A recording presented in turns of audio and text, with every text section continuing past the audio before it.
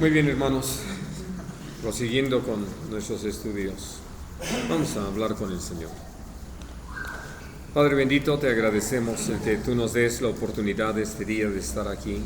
Gracias, Señor, aún por la disposición de Ricardo al compartir estos alimentos de nuestros hermanos aquí, al hospedarnos y recibirnos con todo ese cuidado y amor.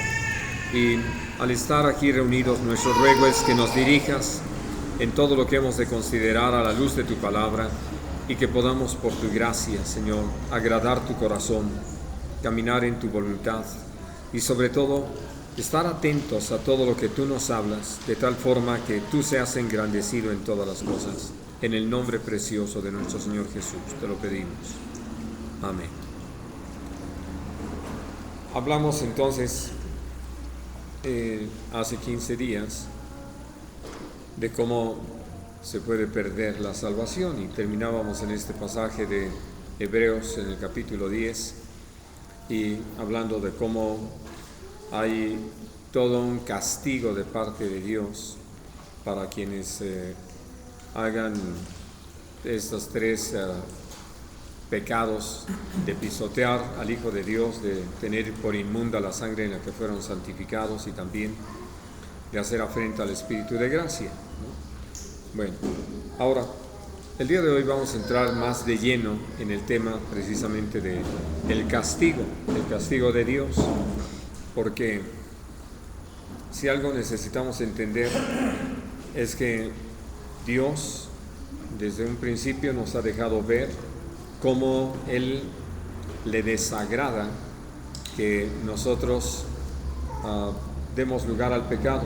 con cualquier excusa, pero sobre todo algo que creo que es muy fundamental, que actuando nosotros nos olvidamos de Él, de quién es Él y por lo tanto de cómo le ofende el pecado en el que nosotros podamos incurrir, porque hemos visto el pecado en razón del daño que puede causarle a nuestros semejantes o cómo en un momento dado pudieran sentirse afectados por nuestro comportamiento. Pero nos olvidamos de que realmente el pecado tiene como paga la muerte, establecido todo esto por Dios, no por el hombre, y que aún nuestro pecado termina dañando, lastimando a nuestros semejantes. Y entonces, mientras nosotros estamos atentos a toda esta situación que Dios nos habla, nos vamos a dar cuenta de por qué el Señor señala castigos tan severos como los que vamos a leer el día de hoy y que nos permiten ver aún el respeto que Dios tiene por su propia persona, porque esto es creo que de las cosas que no hemos considerado.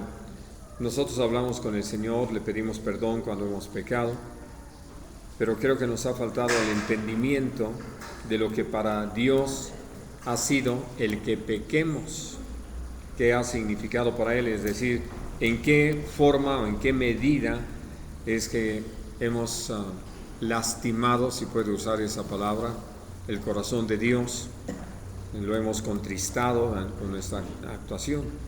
Bien, vamos a leer entonces a partir del capítulo 32 de Éxodo.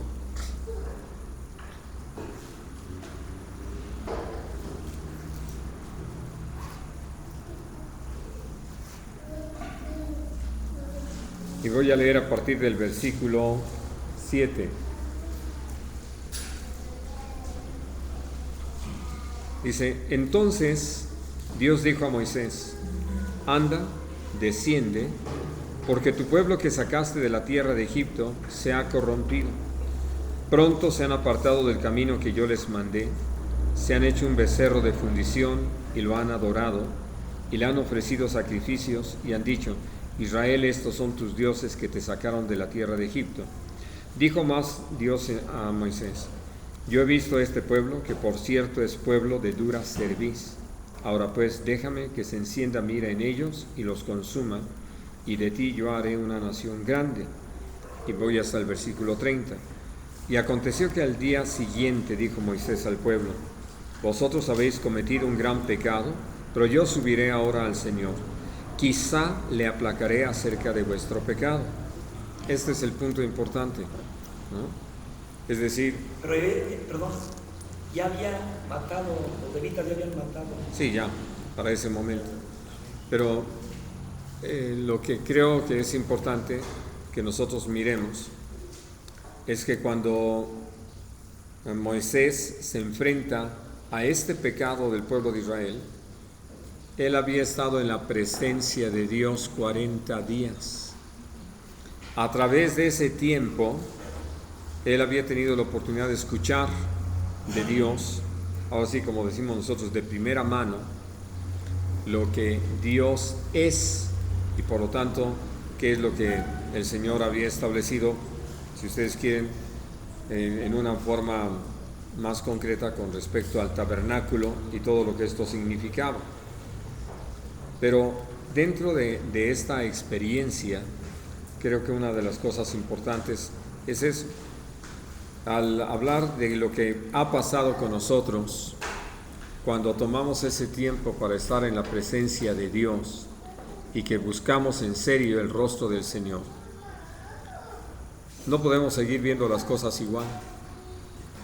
Por eso, cuando algunos hablan acerca de que estuvieron orando y luego que hacen después, según esto, porque ya estaban bajo la dirección de Dios, no dicen, no puede ser.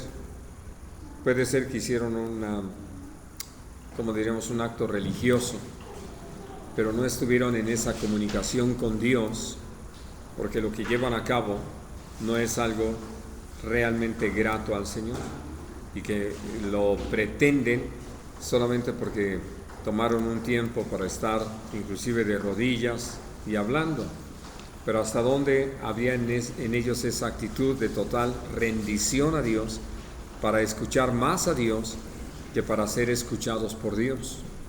Y entonces esto es lo que es importante, hablando de qué pasa con Moisés.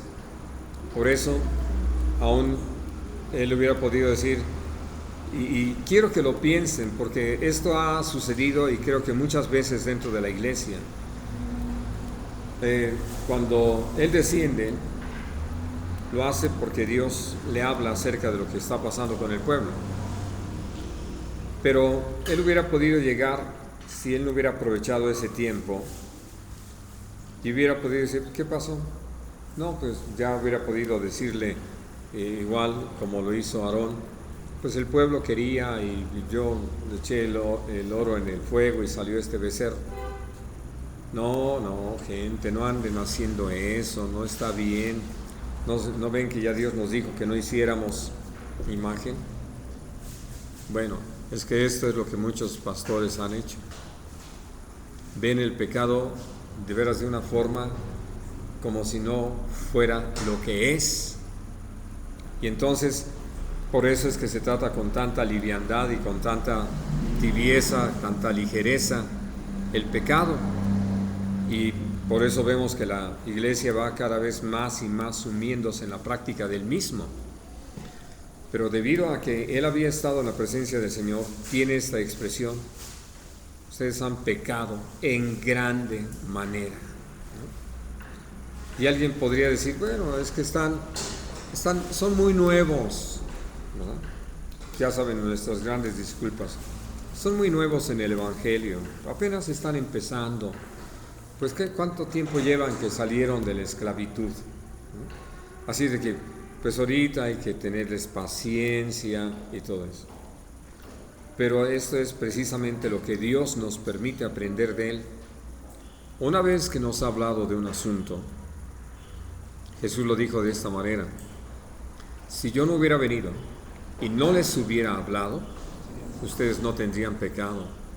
Pero por cuanto he venido y les he hablado, su pecado está en contra de ustedes. Y entonces, al hablar acerca del por qué Moisés hace este señalamiento así tan claro, es porque había estado en la presencia de Dios. Él podía ya ver las cosas, ahora sí, usando esta expresión, desde el punto de vista del cielo, no de la tierra, no de los hombres. Que nosotros y sobre todo con la psicología, estamos buscando disculpar a todos. No, es que trae una de traumas, hay que comprenderlo, es que ha vivido situaciones tan críticas, tan difíciles. Y lo único que estamos haciendo es prohijar el pecado, dar ese impulso para que la gente siga diciendo que tiene disculpas para comportarse de esa forma. Bueno, y entonces, fíjense lo que dice: voy a buscar aplacar la ira de Dios. ¿Por qué usa ese término? Porque él entendía que Dios estaba enojado, airado contra el pueblo a causa del pecado. Habían quitado de su corazón el temor de Dios. No lo habían dado entrada. Vamos, si ustedes piensan, murmuran saliendo. A los 3 días ya después de pasar el Mar Rojo, murmuran. Siguen murmurando por las ollas de carne de Egipto y que no tenían alimento, ¿no? Es decir, van en ese trayecto. Llegan, tienen la oportunidad de oír la voz de Dios, hablándoles y dándoles a conocer los 10 mandamientos.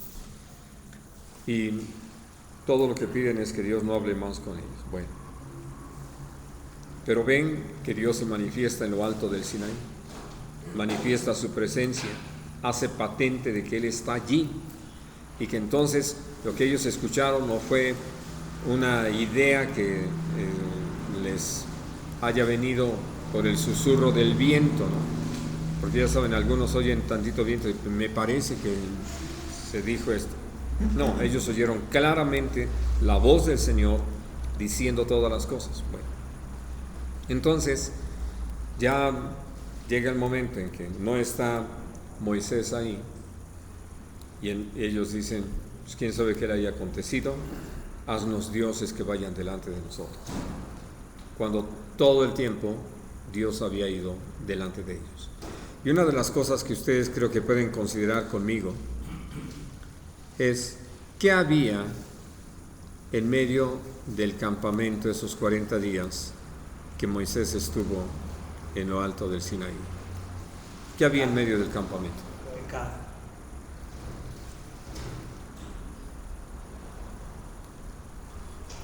El pecado se cometió hacia el final, pero los 40 días que había ahí.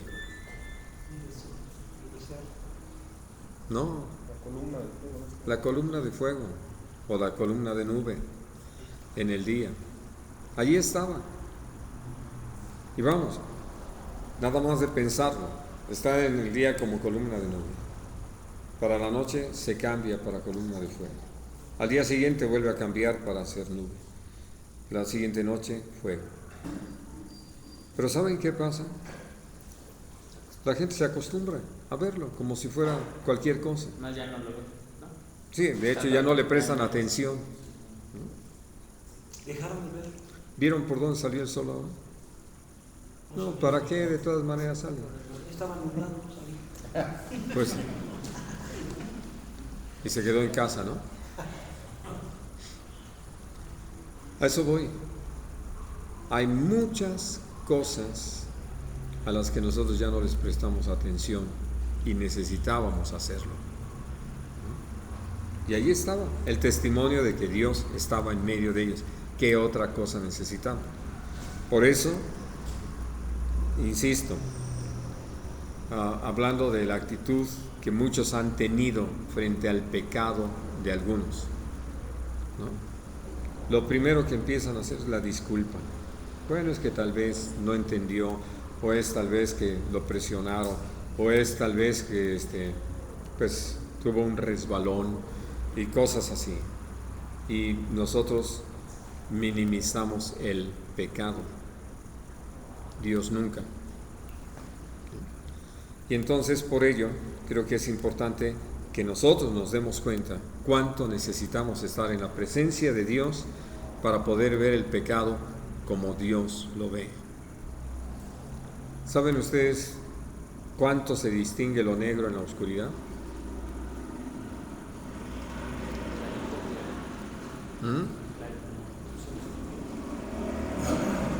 está claramente confundido, ¿no?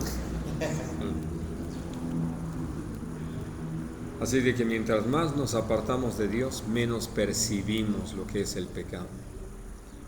Mientras más cerca estamos del Señor, más nos percatamos de todo lo que no le es grato, de todo lo que no es conforme a su voluntad. No solamente eso, que no puedes hacer, sino hablando de cómo dejas de ver las cosas. Bien, ahora, otra situación muy importante. ¿Por qué Moisés podía hablar acerca de la necesidad de aplacar la ira de Dios? Lo conocía. Tenía la oportunidad de ver cómo Dios actúa frente al pecado. Tomó toda esa conciencia a través de todo lo que Dios le mostró. Por eso, miren, hablando de algo que llega a suceder en casa, en cada hogar, cuando los papás han dejado una instrucción y como nunca falta el hijo que se siente más inteligente, ¿no? Por no decir el más rebelde, y que le dice a sus hermanos, voy a hacer tal cosa, y llega a cualquiera de ellos y le dice, no, papá o mamá dijeron que no, ni cuenta se van a dar, y empieza a haber toda una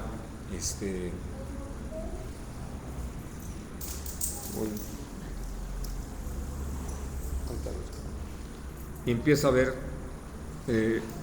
¿cómo diríamos? Ese descuido, ¿no? Entonces, al hablar los hermanos con el que quiere llevar a cabo la desobediencia, pues va a haber toda una argumentación de cómo le podemos hacer y hasta la convicción para que participen con él.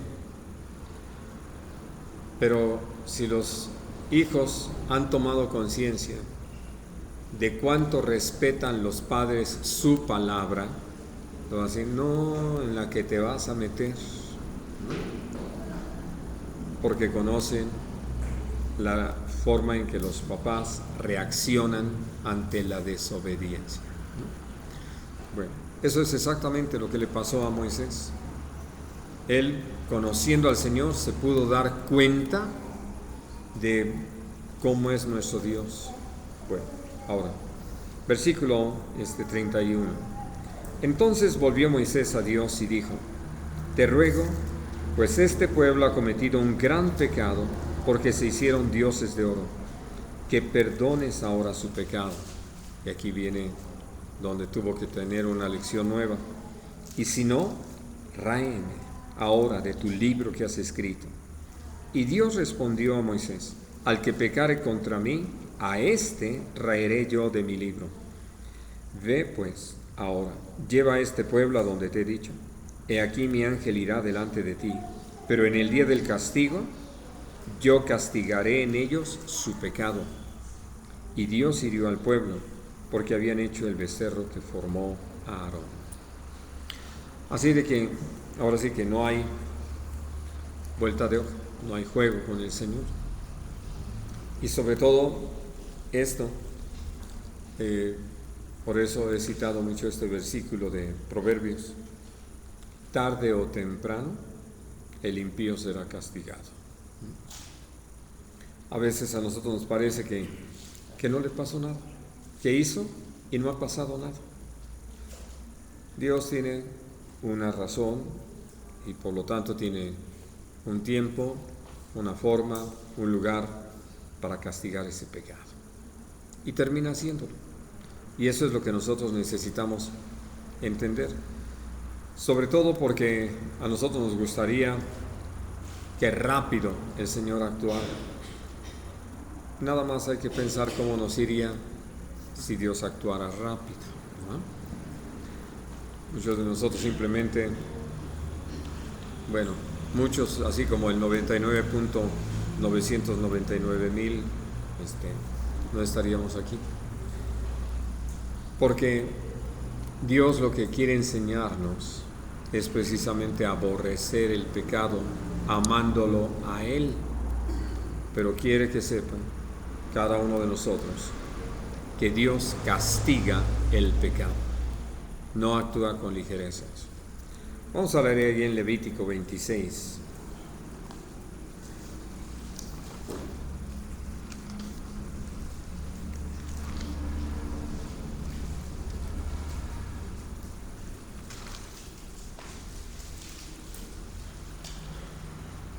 Leo a partir del versículo 14. Dice: pero si no me oyereis, ni hiciereis todos estos mis mandamientos, y si desdeñareis mis decretos, y vuestra alma menospreciare mis estatutos, no ejecutando todos mis mandamientos e invalidando mi pacto, yo también haré con vosotros esto: enviaré sobre vosotros terror, extenuación y calentura, que consuman los ojos y atormenten el alma. Y sembraréis en vano vuestra semilla, porque vuestros enemigos la comerán. Pondré mi rostro contra vosotros, y seréis heridos delante de vuestros enemigos. Y los que os aborrecen se enseñorearán de vosotros, y huiréis sin que haya quien os persiga. Y si aun con estas cosas no me oyereis, yo volveré a castigaros 7 veces más por vuestros pecados, y quebrantaré la soberbia de vuestro orgullo, y haré vuestro cielo como hierro y vuestra tierra como bronce.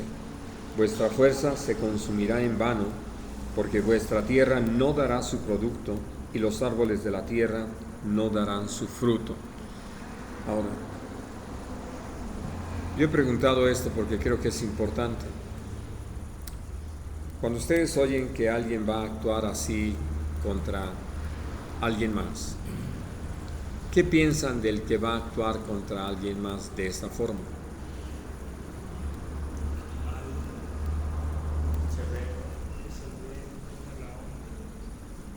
Díganos sin temor, confiésense. Porque estamos acostumbrados a no sufrir a causa del pecado. Hace tiempo que había salido un comercial que decía cómo es que podían llevar a cabo determinadas cosas sin consecuencias. Y naturalmente es uno de los más grandes engaños del pecado y del diablo, ¿no? Porque toda acción tiene una consecuencia, para bien o para mal, naturalmente dependiendo de la acción que se lleve a cabo. Pero a los hombres nos gusta pensar que podemos evitar las consecuencias. Dios nos habla muy claramente de que esto no puede ser así, y que aunque Él se tome su tiempo, como lo mencionaba hace unos momentos, para castigar el pecado, termina castigando. Él no se va a quedar con ese asunto en sus manos. Él sabe además que no nos podemos escapar ni con la muerte, ¿no? Y algunos dicen, bueno, ya me muero, ya me libré. No, pues lo que encuentro es que entonces voy a ver el pecado, el castigo total. Por ello, lo que Dios habla aquí es para su pueblo, el pueblo amado por Dios, escogido por Dios, protegido por Dios, a quien le suplió sus necesidades. Y de repente uno dice, ¿pero por qué esa reacción? Bueno, tiene mucho que ver precisamente con la ingratitud en la que nosotros podemos incurrir al dejar de reconocer todo lo que Dios ha hecho por nosotros, cómo nos ha bendecido, de qué manera ha suplido nuestras necesidades, ha sanado nuestras enfermedades, ha resuelto los problemas que enfrentamos. Y entonces, por ello, creo que es muy importante que, viendo cómo es que podemos llegar a un punto en que nos olvidamos de lo que Dios está haciendo por nosotros, pequemos y que vayamos por el camino del mal, del engaño, de la mentira, cometiendo injusticias, cayendo en la idolatría, en la desobediencia. Y entonces, ¿con qué nos vamos a encontrar? ¿Cómo es que Dios trata con ello? como para el Señor no es cualquier cosa. Ahora, no voy a leer todo este capítulo, pero sí quiero ir hacia el final. En el versículo 43 dice: pero la tierra será abandonada por ellos y gozará sus días de reposo, estando desierta a causa de ellos, y entonces se someterán al castigo de sus iniquidades, por cuanto menospreciaron mis ordenanzas, y su alma tuvo fastidio de mis estatutos. Y aun con todo esto, estando ellos en tierra de sus enemigos, yo no los desecharé, ni los abominaré para consumirlos, invalidando mi pacto con ellos, porque yo el Señor soy su Dios. Antes me acordaré de ellos por el pacto antiguo, cuando los saqué de la tierra de Egipto a los ojos de las naciones, para ser su Dios, yo el Señor. Estos son los estatutos, ordenanzas y leyes que estableció Dios entre sí y los hijos de Israel en el monte de Sinaí por mano de Moisés. Así de que ya tenían desde ese momento suficiente para caminar de una manera cierta. Ahora, quiero preguntarles esto, hablando del pueblo de Israel. ¿A qué estaban acostumbrados?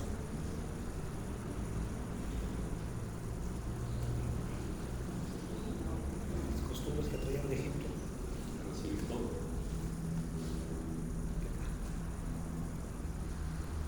Egipto.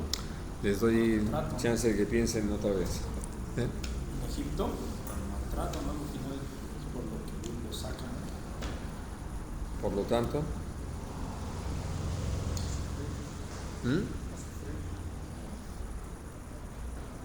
¿y qué más?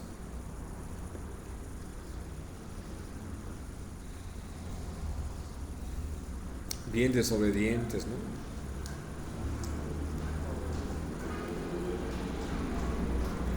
Pues no, porque si desobedecían, los azotaban.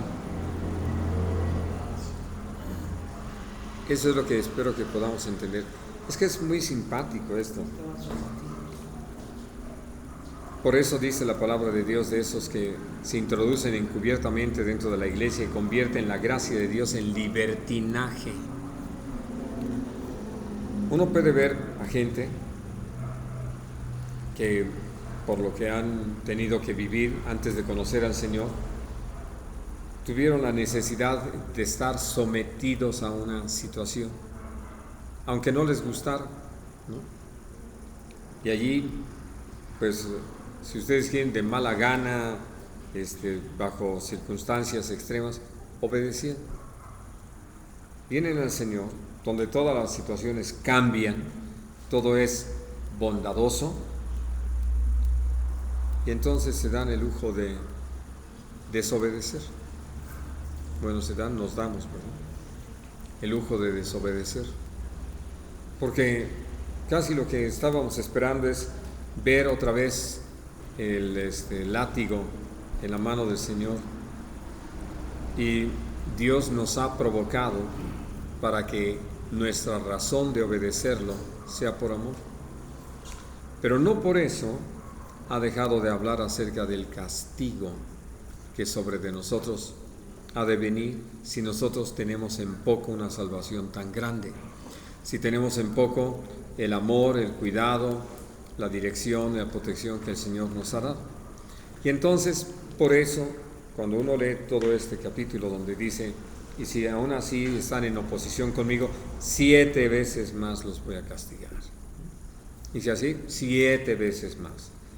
Y va insistiendo hasta llegar al punto de entregarlos otra vez a la esclavitud, otra vez al dominio de otros, que como se lo dijo el Señor a uno de los reyes de Judá, para que sepan lo que es servirme a mí, sirviendo a otras naciones, a otros reyes, que no van a decirles hagan esto, sino se los imponen y con los malos tratos y todo. Pero ahora sí que por eso tenemos nuestras expresiones, ¿no? Parece hijo de la mala vida. Pues sí, en general los cristianos parecen hijos de la mala vida, ¿no? Porque parece que se necesita que estén sufriendo, padeciendo para que entiendan, como lo vamos a ver más adelante allí en Isaías.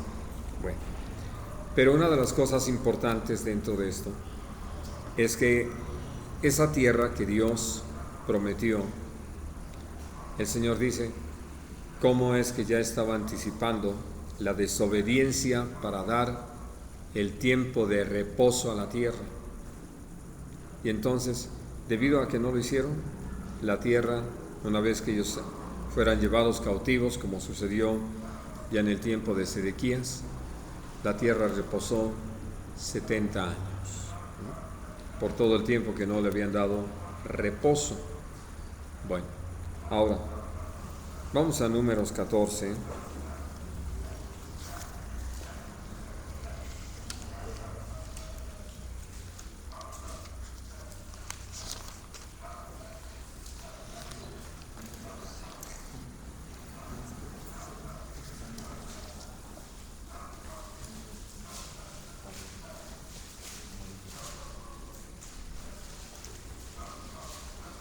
Voy a leer a partir del versículo 31.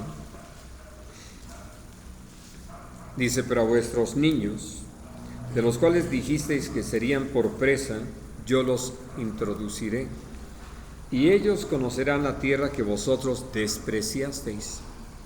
En cuanto a vosotros, vuestros cuerpos caerán en este desierto, y vuestros hijos andarán pastoreando en el desierto 40 años.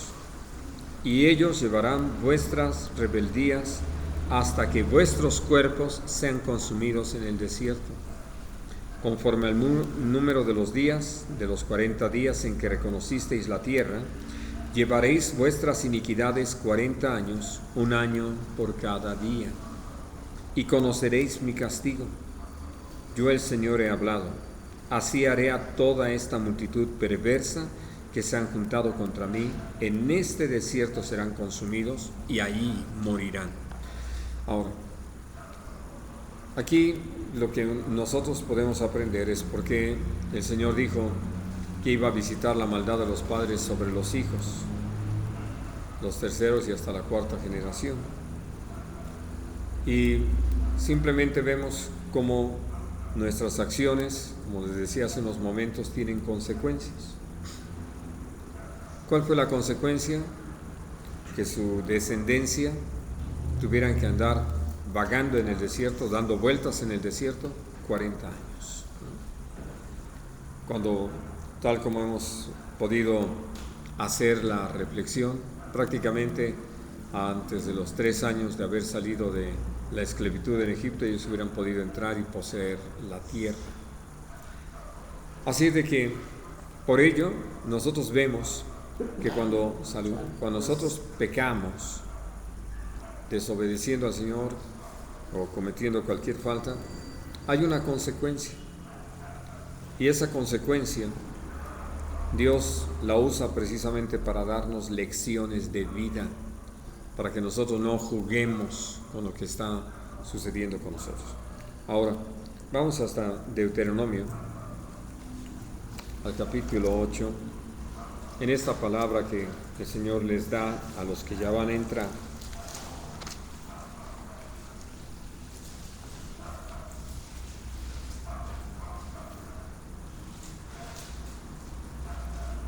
Leo a partir del versículo 2. Y te acordarás de todo el camino por donde te ha traído el Señor tu Dios estos 40 años en el desierto. Ya está hablando con los de la segunda generación, para afligirte, para probarte, para saber lo que había en tu corazón, si habías de guardar o no sus mandamientos. Y te afligió y te hizo tener hambre y te sustentó con maná, comida que no conocías tú, ni tus padres la habían conocido, para hacerte saber que no solo de pan vivirá el hombre, mas de todo lo que sale de la boca del Señor vivirá el hombre. Tu vestido nunca se envejeció sobre ti, ni el pie se te ha hinchado en estos 40 años. Reconoce asimismo en tu corazón que como castiga el hombre a su hijo, así el Señor tu Dios te castiga.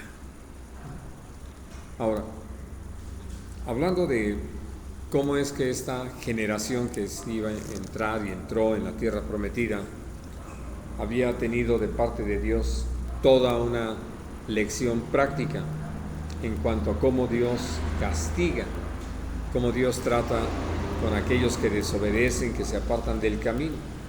Y entonces, al hablarles, una de las cosas que les hace saber es que los había castigado como un padre a un hijo. Y cuando uno ve todo lo que pasó, esto que leíamos allí en Números 14, donde la consigna de Dios es que ellos iban a quedar ahí postrados en el desierto, que no iban a tener la posibilidad ya de entrar a la tierra prometida, y además la forma en que fueron muriendo. Entonces Dios les habla de cómo necesitan tener eso presente, pero sobre esta base, que el trato de Dios fue, déjenme decirlo de esta manera para que lo anotemos ahí para sus clases para padres,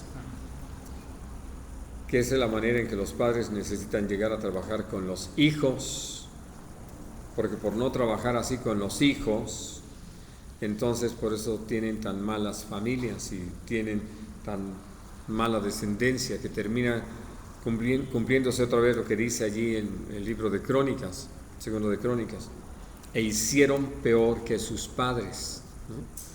Y entonces todo eso se debe a que no hemos entendido qué tan fuertes o rigurosos tienen que ser nuestros castigos para tener un buen resultado con nuestros hijos. Y hablando de que cuando se menciona esto de rigurosos, no estoy hablando de maltratos o de destrucción, pero sí suficientemente severos como para que haya un resultado de vida eterna. Vamos al capítulo 11 para verlo como se nos dice el Señor.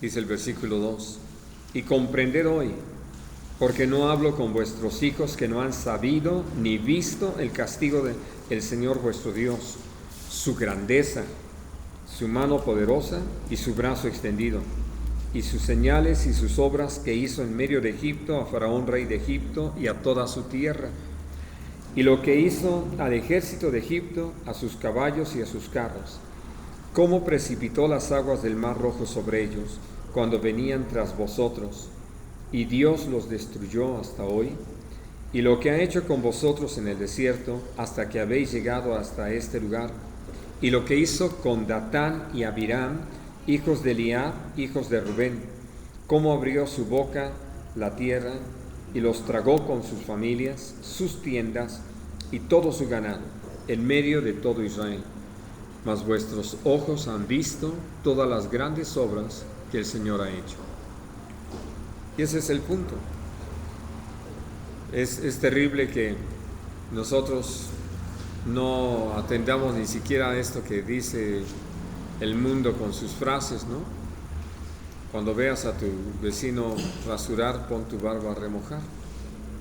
Nosotros podemos ver cómo Dios trata con otros y nosotros actuamos como si nunca nos fuera a pasar, como si Dios nunca nos fuera a tomar cuentas, siendo que, como lo dice aquí, esa generación que iba a entrar, a la que Dios le estaba diciendo: reconoce que te he castigado como un padre castiga a su hijo, pues ten presente cómo ha sido y cuáles fueron las medidas.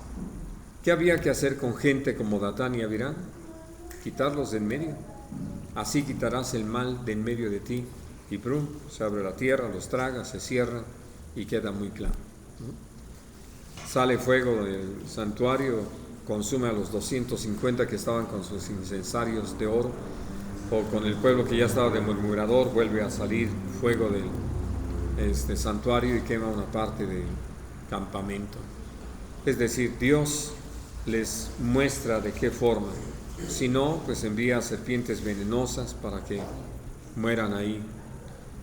Y en fin, ¿no? Hablando de la mortandad que se da en medio del campamento a causa del pecado con las madianitas. Y entonces, por eso, creo que es importante que uno vaya aprendiendo a qué se refiere el Señor, de qué está hablando, cuando les dice, recuerden, ¿no?, todo lo que ha sido el trato, cómo Dios ha tratado con el pecado. Porque cuando nosotros nos olvidamos de eso, pensando que no nos va a alcanzar, que nosotros sí vamos a escapar, pues nos estamos engañando. Porque Dios, en el momento en que así lo determine, nos va a llevar a vivir esa experiencia terrible del castigo, que no necesitamos. Podemos responder de buena manera, ¿no? No creo que sea necesario que nosotros tengamos que padecer así. Ahora, vamos hasta el libro de Jeremías.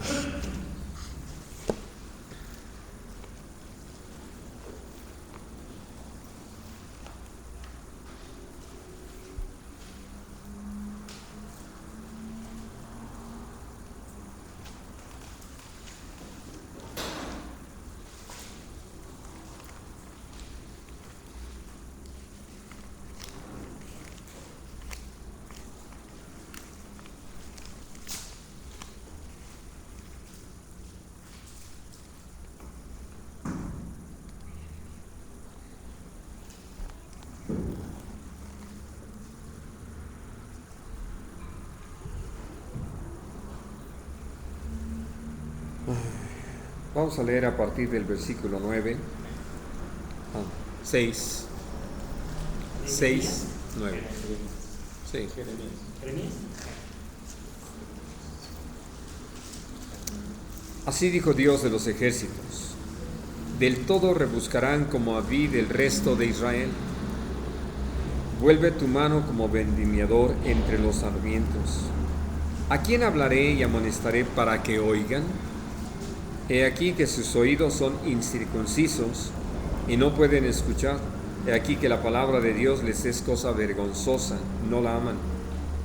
Por tanto, estoy lleno de la ira de Dios. Estoy cansado de contenerme. La derramaré sobre los niños en la calle y sobre la reunión de los jóvenes igualmente. Porque será preso tanto el marido como la mujer, tanto el viejo como el muy anciano. Y sus casas serán traspasadas a otros, sus heredades y también sus mujeres. Porque extenderé mi mano sobre los moradores de la tierra, dice Dios. Porque desde el más chico de ellos hasta el más grande, cada uno sigue la avaricia. Y desde el profeta hasta el sacerdote, todos son engañadores. Y curan la herida de mi pueblo con liviandad, diciendo: paz, paz. Y no hay paz. ¿Se han avergonzado de haber hecho abominación? Ciertamente no se han avergonzado, ni aún saben tener vergüenza. Por tanto, caerán entre los que caigan, cuando los castigue caerán, dice Dios. Ahora, quiero comentarles sobre este pasaje lo siguiente. Dios les habló al pueblo de Israel, como lo leemos allí en Deuteronomio, que Dios les daba a heredar esa tierra, no por ser los mejores, sino que había dos cosas que se combinaron ahí. Por un lado, como las naciones que habitaban Canaán habían colmado su medida de maldad, y entonces, como un castigo de Dios, iban a perder su heredad, la tierra que habían habitado. Y por otro lado estaba el hecho de que Dios había escogido al pueblo de Israel, salud, y los había amado y les había hecho la promesa a Abraham, a Isaac y a Jacob. Y entonces por eso entraron. Pero si ustedes notan en este pasaje, el pueblo de Israel, que no tomó en cuenta por qué es que esas naciones fueron desposeídas, pero lo único que lograron por su comportamiento es ser desposeídos, perder lo que Dios les había dado. Y entonces por eso dice: y se han avergonzado de haber hecho abominación. Dice: no tienen vergüenza, ¿no? Esto que algunos padres le llegan a decir a sus hijos, hablando de las cosas que llegan a hacer: no tienen vergüenza. Bueno, eso se repite en el capítulo 8.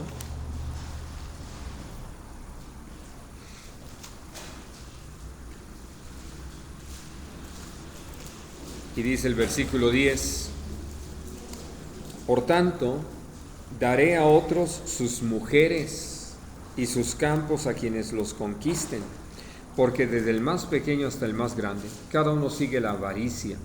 Desde el profeta hasta el sacerdote, todos hacen engaño, y curaron la herida de la hija de mi pueblo con liviandad, diciendo paz, paz, y no hay paz.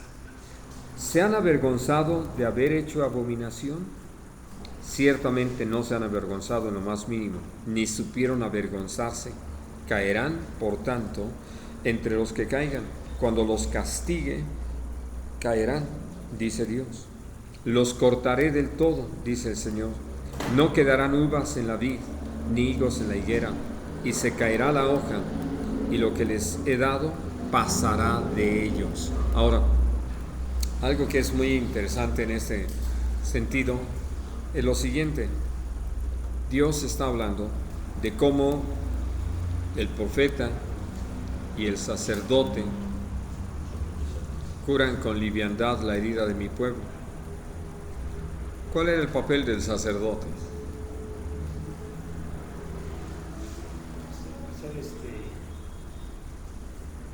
Para perdón de pecados,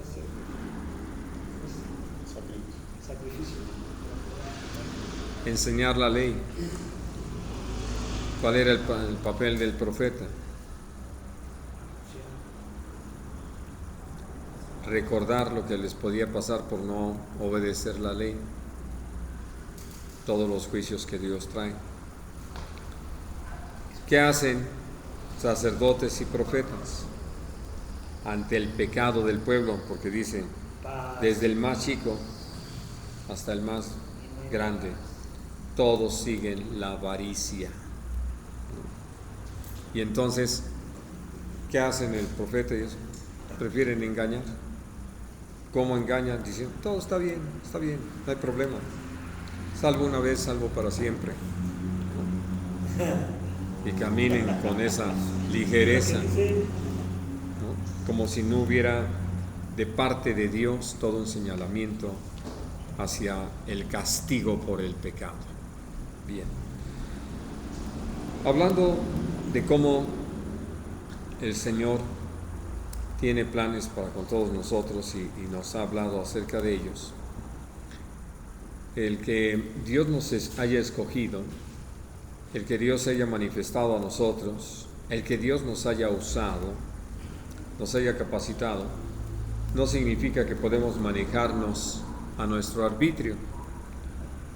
Y por eso de veras viene a ser muy importante lo que hemos hablado, lo que platicábamos hace un rato, Ramón.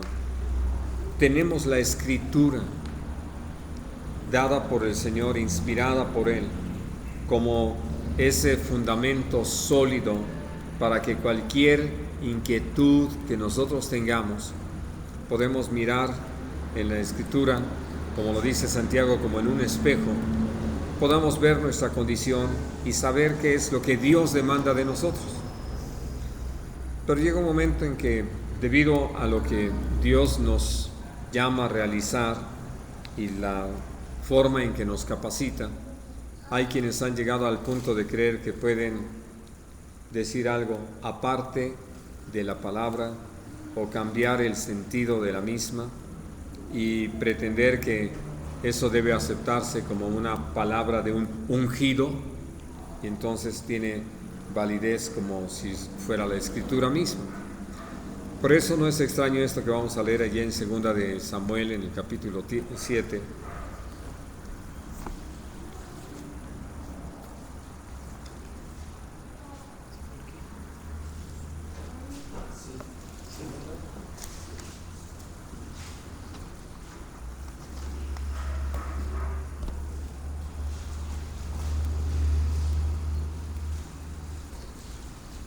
Es Dios hablando con David y dice el versículo 12: y cuando tus días sean cumplidos y duermas con tus padres, Yo levantaré después de ti a uno de tu linaje, el cual procederá de tus entrañas, y afirmaré su reino.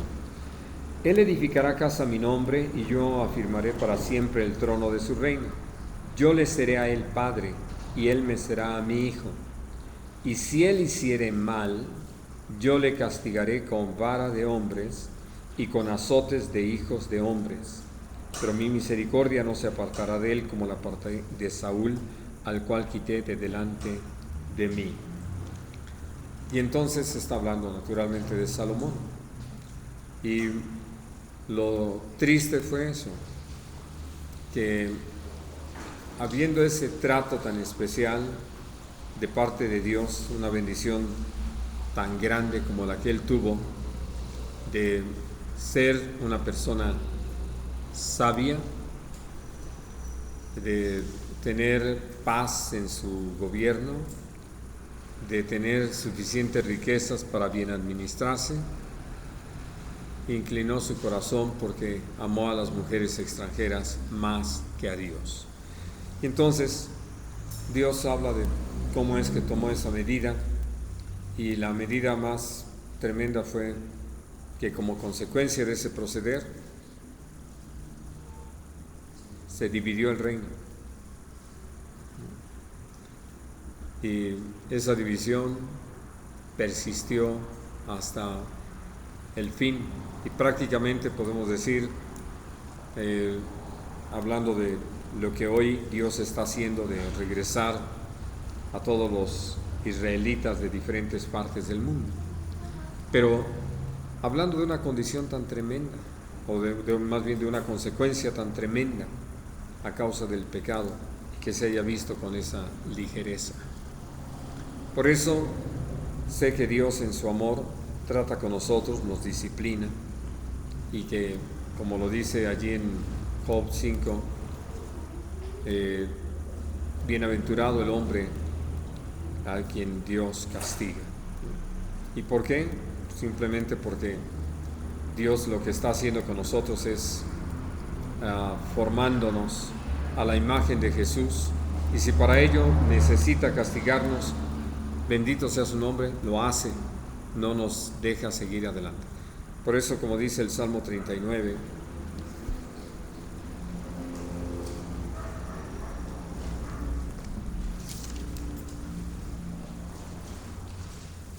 versículo 11,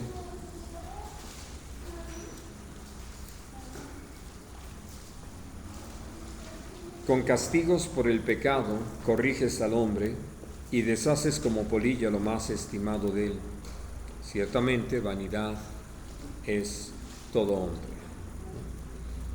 Ahora, creo que una de las cosas que uno sabe, y esto que leemos allí en Job 33, tiene que ver con ese trato que el Señor tiene con nosotros, precisamente con el propósito de que, por un lado, se ha destruido todo aquello que es un verdadero estorbo para que nosotros caminemos en su voluntad, para que nosotros agrademos su corazón, pero por otro lado que estemos listos para poder ser útiles en las manos del Señor.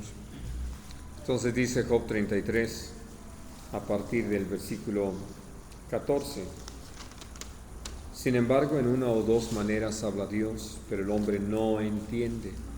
Por sueño, en visión nocturna, cuando el sueño cae sobre los hombres, cuando se adormecen sobre el lecho, entonces revela al oído de los hombres y les señala su consejo, para quitar al hombre de su obra y apartar del varón la soberbia.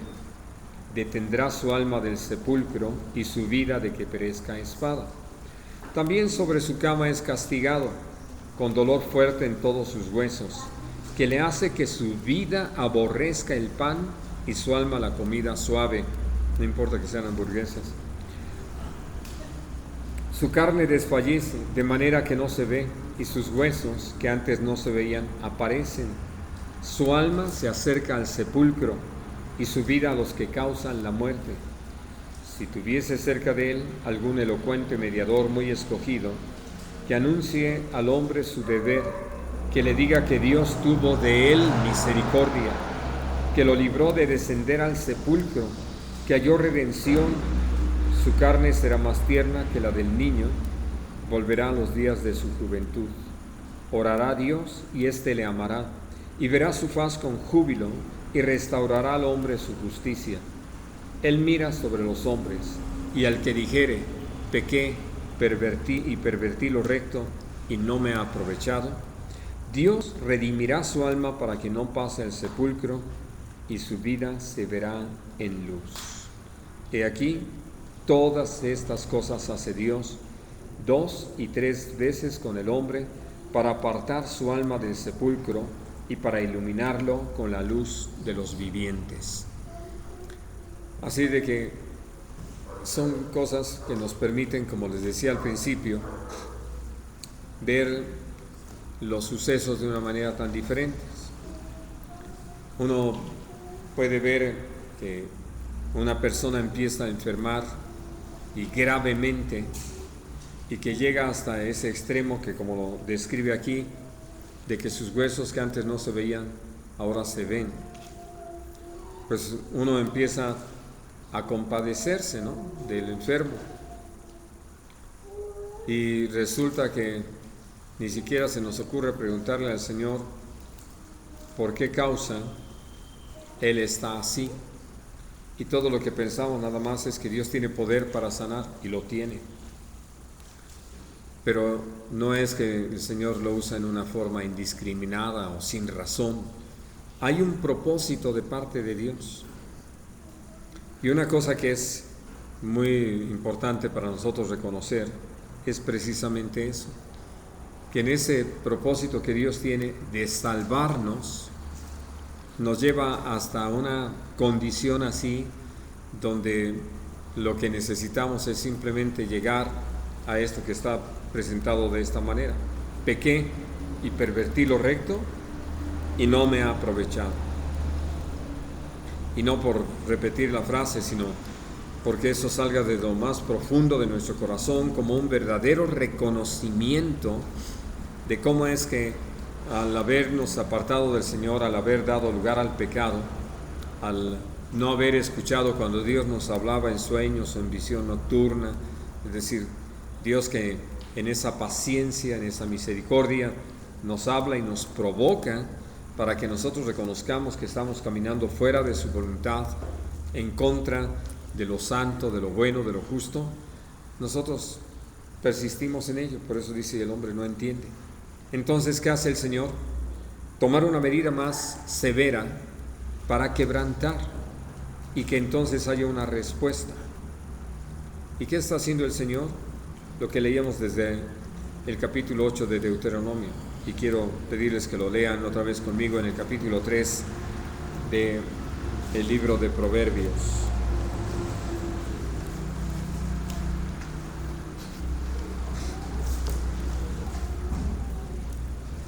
Dice a partir del versículo 11: no menosprecies, hijo mío, el castigo de Dios, ni te fatigues de su corrección, porque Dios al que ama castiga, como el Padre al Hijo a quien quiere.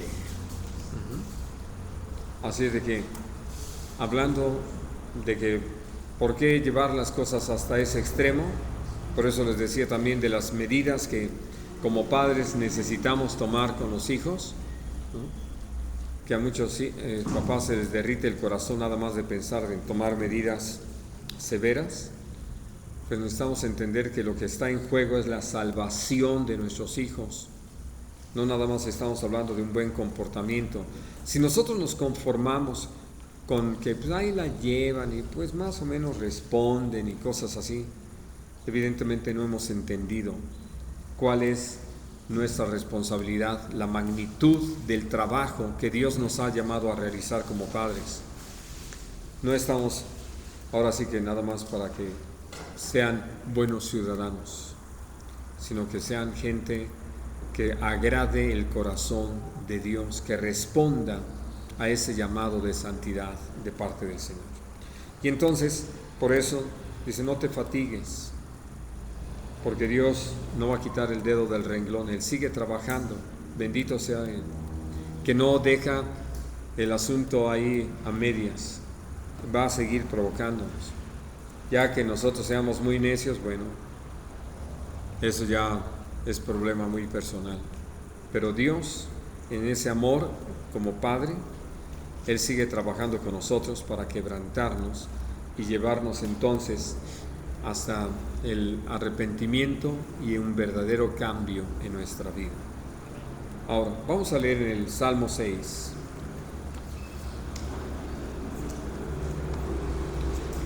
De estas oraciones al Señor.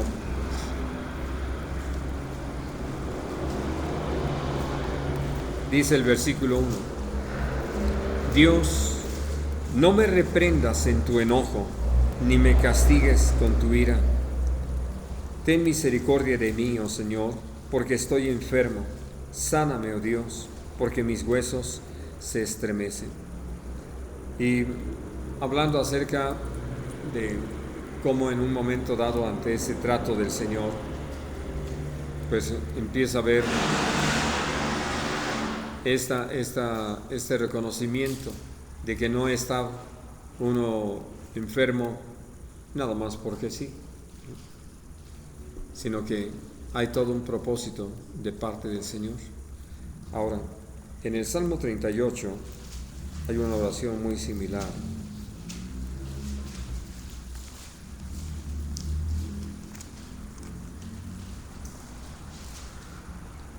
Dice en el versículo 1 también: Dios, no me reprendas en tu furor, ni me castigues en tu ira, porque tus saetas cayeron sobre mí, y sobre mí ha descendido tu mano. Nada hay sano en mi carne a causa de tu ira, ni hay paz en mis huesos a causa de mi pecado, porque mis iniquidades se han agravado sobre mi cabeza, como carga pesada se han agravado sobre mí. Hieren y supuran mis llagas a causa de mi locura. Estoy encorvado, estoy humillado en gran manera, ando enlutado todo el día, porque mis lomos están llenos de ardor y nada sano hay en mi carne. Estoy debilitado y molido en gran manera, gimo a causa de la conmoción de mi corazón. Señor, delante de ti están todos mis deseos, y mi suspiro no te es oculto. Y para agregar a este tipo de peticiones, vamos a Jeremías 10.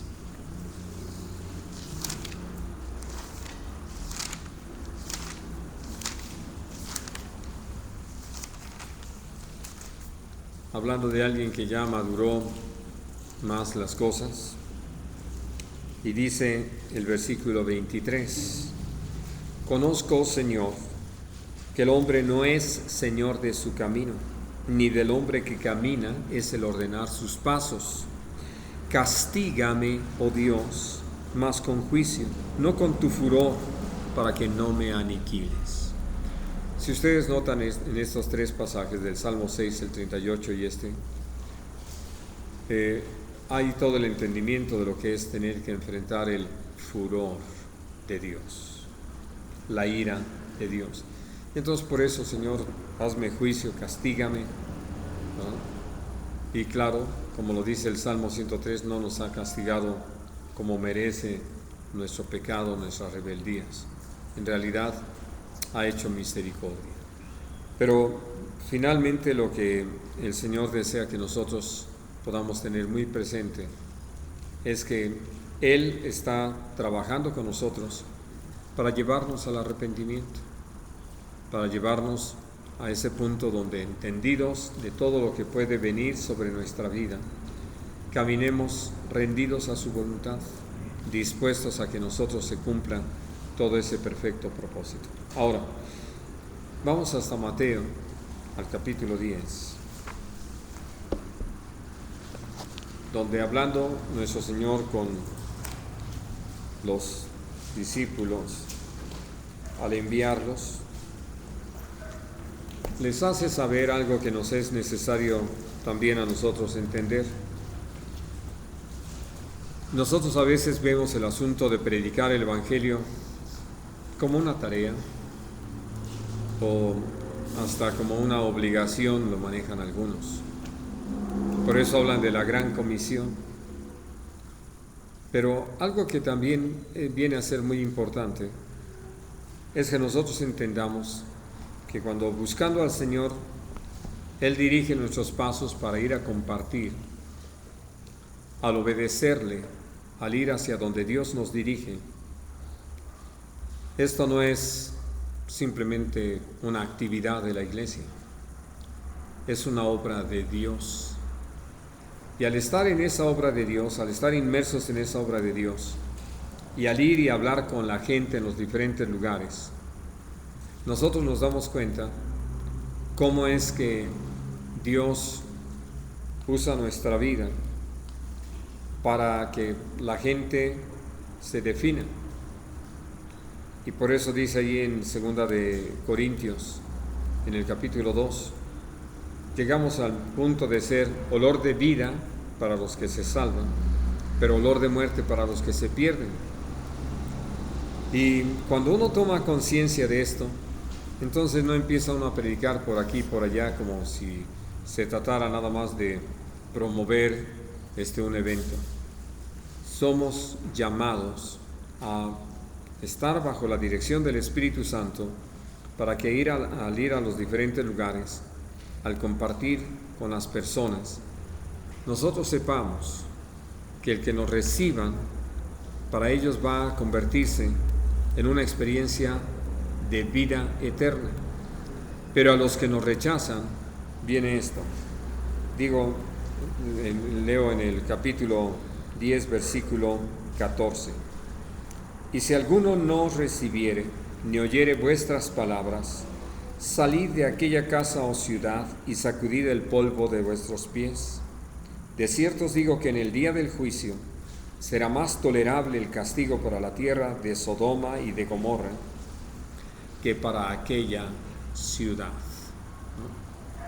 Y entonces, por eso es que una vez que nosotros entendemos cómo es que el que prediquemos la palabra y alguien reciba o rechace, no es un evento ahí que se queda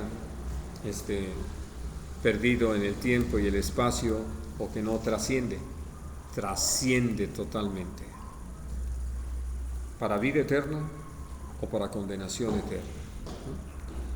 Y por eso creo que tenemos una visión totalmente diferente de lo que es predicar el Evangelio cuando tomamos conciencia de estas cosas y no lo miramos solamente como un asunto de la temporalidad, sino que comprendemos esto que está en el capítulo 25 también del Evangelio de Mateo.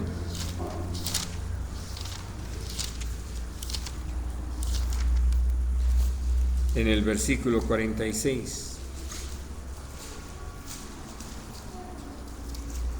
E irán estos al castigo eterno y los justos a la vida eterna. Así de que los que van al castigo eterno no están haciendo otra cosa sino enfrentar el juicio, sentencia, castigo de Dios, que en su ira ha determinado enviarlos al lago de fuego y azufre. Y que entonces la cosa no es tan ligera, que tiene una trascendencia tremenda, y por eso somos llamados a caminar bajo la dirección del Espíritu y para la gloria del Señor. Muy bien, hermanos, vamos a dejar aquí nuestro estudio. ¿Tienen alguna pregunta o comentario que quieran hacer?